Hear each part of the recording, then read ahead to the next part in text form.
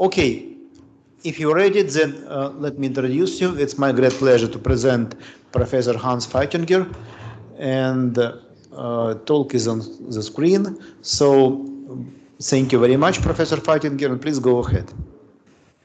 Thank you very much, Alexei, for allowing me to give a presentation, both in this community where a lot of people I'm working are working on function spaces as I do, but we have not met. So I hope to be available personally at some of the future conferences. And I also had the great pleasure of being with Stefan and Natasha 2 years ago, which I enjoyed very much. So happy birthday to Stefan. So my general work on functions is in harmonic analysis, and I started with Hans Reiter's Siegel algebras, then Berling algebras. I found that why not taking intersections, why not taking weighted LP spaces or so. And so at the end, I must say my approach to function spaces, instead of generalizing over and over, I tried to find families of spaces where I can apply the same argument. So this talk will be, as the title says, about approximation by translates. I will describe it in detail, but I think the main point will be to show what is a reasonable family of function spaces, and what are the methods that one should use. So it's a little bit didactical, but of course also mathematical research. So I should mention that the main technical part is joint work with a postdoc in India, Anupam Gumbar. She was in Vienna last year. And we have, I would say, 2.5 papers now. One is, we just had the Galli proofs in Proceedings AMS. The second one is quite far, and the third one is just starting with different levels of generality. So I will restrict my attention to the material of the first one. So this is the setting where we work in the world of template distributions. First of all, because the tools are much easier and much more familiar. The last one will show what is the most general setting, and I will not address these details, but I would like to mention some people say template distributions are too narrow, you should use ultra distributions. Okay, one can do it. Some people, like I myself and my advisor, follow the tradition of Andrew Weil and saying when you use the Fourier transform, it should be good for locally compact abelian groups.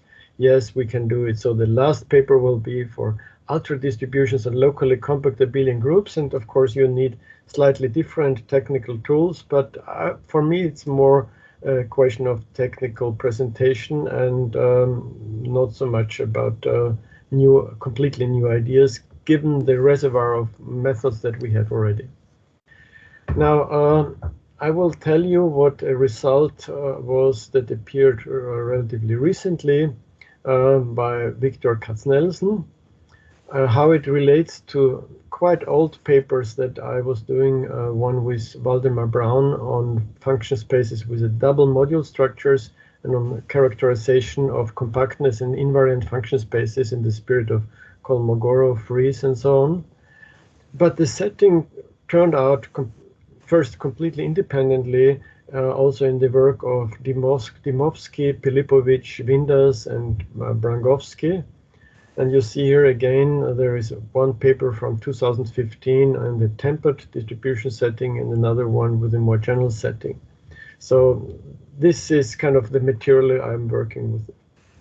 Now, in words, what was the statement of the paper of Katznelson? He was showing that if you have Hilbert spaces which are embedded into L2 and have certain additional properties, then the shifted translates of all the dilations of the Gauss functions form a dense subspace or span a dense subspace.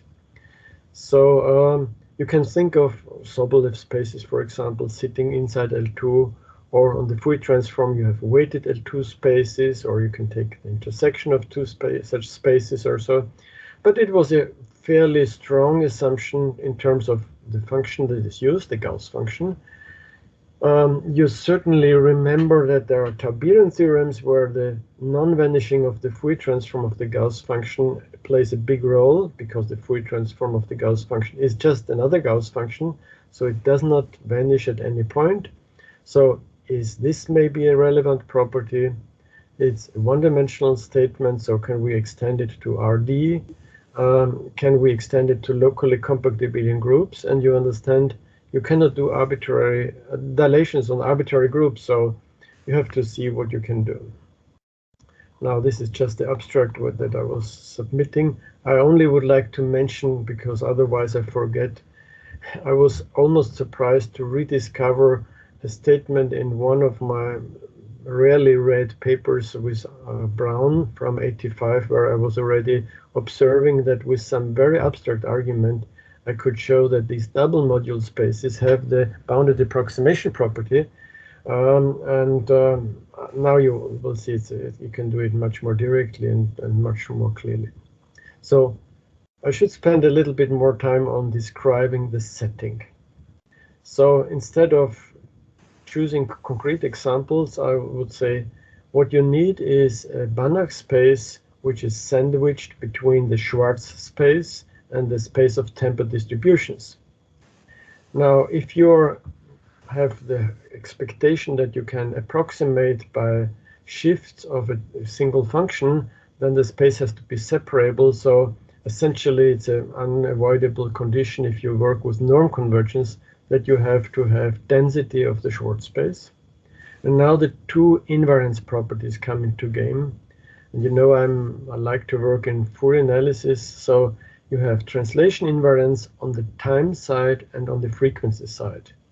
And these Japanese brackets, of course, of x to the n1 means you have gross estimate for the operator norm of the translation operator of the order absolute value of n1. So this is 1 plus x squared to the power 1/2 and then to the power n over 1. And the similar modulation operators is just shift operator on the Fourier transform side on this side. So I mean, you see the embedding into the Schwarz, into the temper distributions, and these two properties are more or less, I mean, the last two properties already imply more or less, even if you would start with ultra distributions here, that you're actually sitting inside the temper distributions and that you're actually having the Schwarz space inside. So somehow 3 and 4 together imply more or less 1, but in practice you always see it from the very beginning. Now I could give a very long list and just wanted to mention you have LP spaces, weighted LP space, Fourier versions of these spaces. So for example, Sobolev spaces, the whole family of Sobolev, Trebel, Lysorkin, Biesov spaces. I personally like very much amalgam spaces, and if you do it properly, you have the so-called modulation spaces, which are generalizations of Biesov spaces, which allow to, which use, instead of dyadic decompositions on the Fourier transform side in the spirit of Paley-Littlewood decompositions, you're using uniform decompositions. Or you can think, and that was the example, well, implicit in the work of Katz-Nelson, but not mentioned explicitly, the so-called Shubin classes, we call them QS. That's the intersection of a Sobolev space with a weighted L2 space, which is made such that it's invariant under the Fourier transform. And of course, you will find many more function spaces to which this applies in the books of Stefan and his co-authors on integral operators. Now, it's a very easy observation. I call this minimal translation invariance standard space, that with the space, also the Fourier transform of the space is in the family, and you take the norm with you. That's quite the symmetry between translation and modulation properties. Or if you take the intersection, or if you want the sum, you stay in the family. And there are many other operations that you can apply in staying in the family.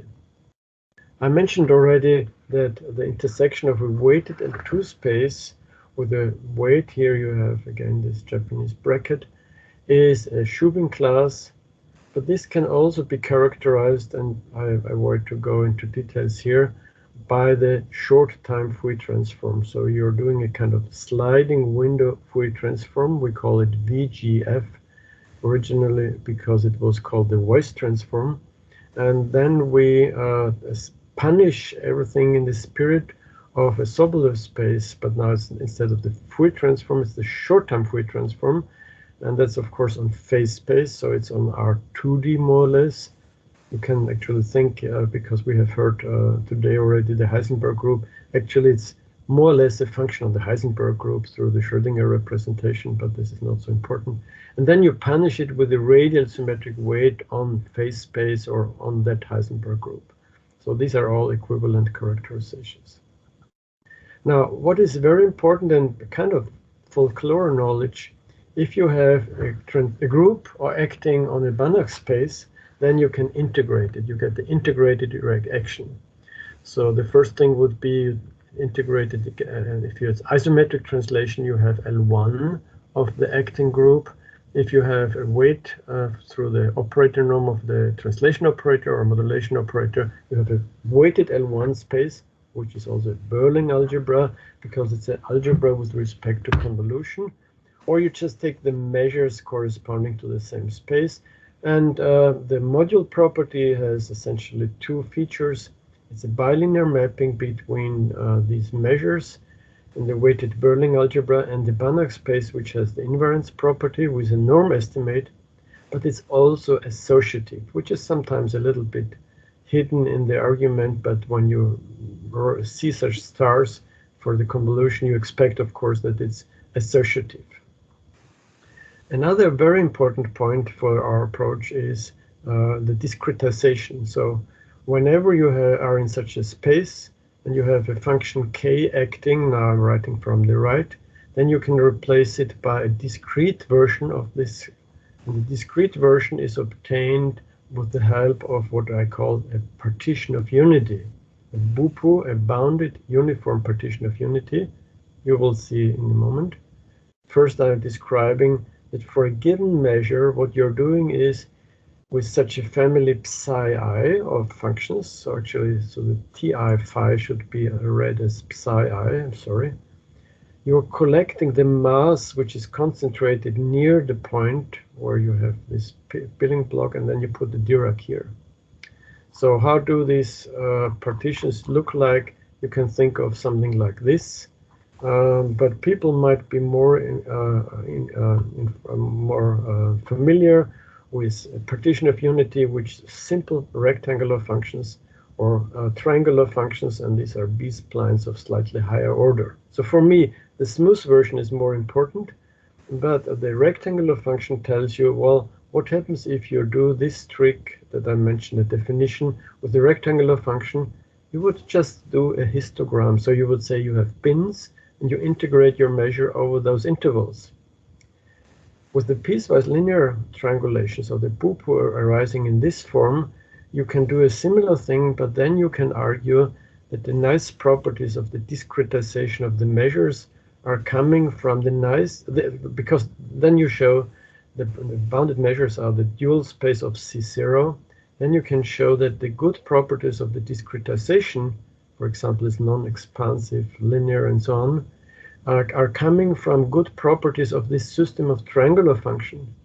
All of you know, if you start with a continuous bounded function and you do piecewise linear interpolation, which is exactly an operator on the bounded continuous functions, this is a nice operator, it doesn't increase the norm.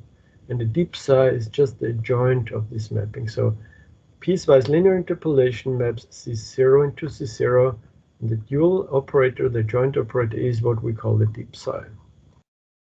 Now, I also would like to mention that for me, this viewpoint is very important in order to introduce, introduce convolution without measure theory. And it's really very simple. It's inspired by the connections to the engineers. So you have to prove that every translation invariant operator, so every linear operator from C0 to C0, continuous with respect to the subnorm, is a convolution operator which can be written in this way. So you take the function f, flip it around the center, shift it, and then you get the function. The non-trivial part is that any such functional gives you again a function in C0, not just a bounded continuous function, and so on. But since these operators, which commute with translations, form a commutative, well, they form an algebra, and one has to show that it's commutative, you can transfer it to the space which is identified, and then you get a bilinear operation, a multiplication. So composition of operators goes into some new multiplication of functions, of measures. But if once you identify that, as we know and expect, that convolution with the Dirac measure is just translation, you realize that you can hopefully get all the good properties from the approximation of a measure with discrete measure. So you have to work it out. But for example, in my lecture notes from my course from last semester at ETH, you have all the details if you're interested in this. So I'm jumping now to the main statement, and that says, if you're in this situation, you have such a nice minimal space of temper distributions, and you have a function which is just having a non-zero integral. So of course, by normalizing, you can assume it has integral 1, and then we do a compression, so you produce a Dirac sequence by compression. So ST rho is my area preserving or L1 norm preserving compression operator. And then you take all the translates, then these the finite linear combinations of these elements are dense. Now, I would like to mention how the arguments are. What you have to prove in order to verify the claim is, if you give me a function in one of these spaces in the epsilon, I have to find a function phi, which is a linear combination from this set, such that the error is just at most epsilon. But in reality, we will find a finite dimensional operator, a finite rank operator. All these operators can be chosen to be uniformly bounded. And so actually, by modifying and extending the proof, one can show the bounded approximation property, which simply says, to remind you, that you can approximate the identity operator uniformly over compact sets by finite rank operators. And the boundedness is with respect to this family of finite rank operators. Now, the arguments are not too surprising, but I think one has to play around quite a while to find the right order in which you have to argue. I mean, normally people would say, we should work with the dense subspace of our function space, which has compact supports on both sides, but we know this doesn't work, because such functions do not exist. So you have to do it on one side, on the other side, and then convolve and discretize and so on. So the first step is approximate the given function by a Schwartz function which has compact support. But that means you are also getting inside the Berling algebra, which acts on your space and inside the space. The next step is to say, well, now we choose a compression ratio, because this is an approximate unit, such that this function with compact support is well approximated. So we are spending another epsilon over 4. And now the trick comes, because we are having two elements which are both nice, we interpret now the k as an element of the Berling algebra, so that we discretize this here. So we have a discrete version of the k now. And so what we are doing is we call now the function phi to be the discrete version of this function k, which came by discretizing an approximation to our original function f. But there is some smearing, so somehow this smearing and the discretization make up one each other from the other. But why have we chosen a compact support here? Because that means that the discretization will be a finite sum. So formally it's an infinite sum, but inside the support of k, or slightly ball slightly larger than the support of k, you have only finitely many such points. And then of course these are just translations. So we have altogether, by just adding up all these three errors, we go from f to the compactly supported, we go to from the compactly supported to smeared version, and then we do the discretization I didn't write it out here at the end because of matter of space. Okay, so this is the quite short proof using all the tools that we have. Now, in order to extend such a statement to the compact sets, one has to recall also a quite old result I have established with more or less the same structure. So it's not obvious for those who are not familiar with the setting that the setting that I described today and the setting used at that time is compatible.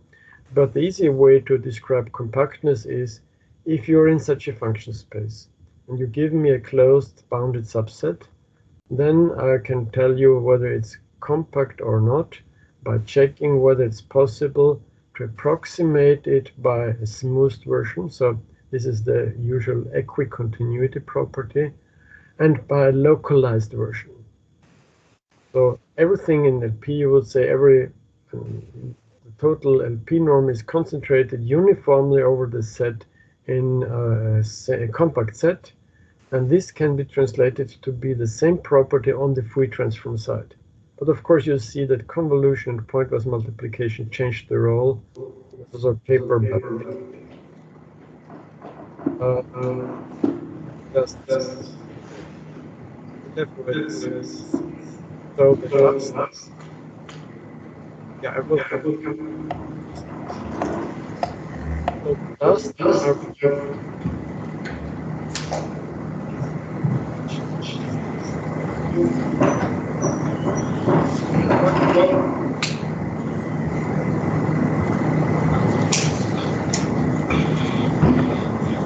so I would like to mention that if you're trying to avoid the dilates, what you need is the covariance condition.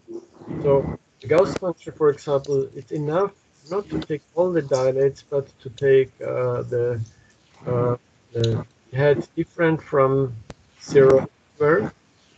Then, of course, you cannot use these approximate units, but placement, and maybe that's the key point, you say that you approximate your function now on the Fourier transform side, so by function h. But because our function g is 0, you can find another function g1 also very nice, force function, such that on the Fourier transform side, g hat with g1 hat are identical 1. So you have this convolution identity. Of course, you have to check then that you're in the right space, and if you do the operators, of course, they are not bounded anymore, but you can show that now with a single function which has non-vanishing Fourier transform everywhere, you can also approximate every function in any such space by an arbitrary quality, and I think that's probably a good point to stop my presentation. And thank you very much, and please ask questions if you have questions. Thank you, Hans. Let's thank speaker. And questions, please. Well, just let me tell thanks to Hans for this really very impressive presentation. Your point of view on function spaces is amazing. On the one hand, it comprehends a lot of deep mathematical theoretical ideas, and at the same time, it corresponds to thinking of researchers in applied and application. It's really amazing. Thank you very much. Yeah, I must say that this idea of using, I mean, this paper which I was doing on this convolution stuff was really, I thought I'm interested in convolution. Why? Because my advisor told me this is important and the Fourier transform is diagonalizing it. If you talk to engineers, they say, well, it's because you want to characterize translation invariant measures, operators, and they call it systems. But then I realized, I mean, we don't talk about this, and they don't talk about a Lebesgue integral and measure theory or so. So I tried to have a synthesis of this, and it turns out to be quite useful, even from the function space point of view. That's what I tried to tell you. Yeah, thank you. That's what I was also surprised, because I remember you showed several times your computer with, you do some sound and you just can calculate the sound and make a picture, and you just define to do everything in the sense of distributions and convolutions you have as measures, but then you have applications still doing in the general framework. Yeah, so more questions, please.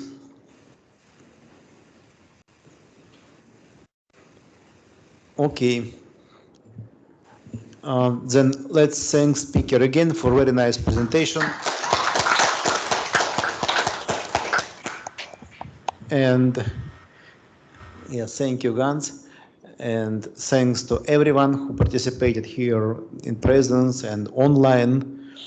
We now closing our afternoon plenary session and go to session talks. So tomorrow we'll have another plenary session. So thank you and goodbye. Thank you very much, and have a good trip in the afternoon, in the evening. Thank you.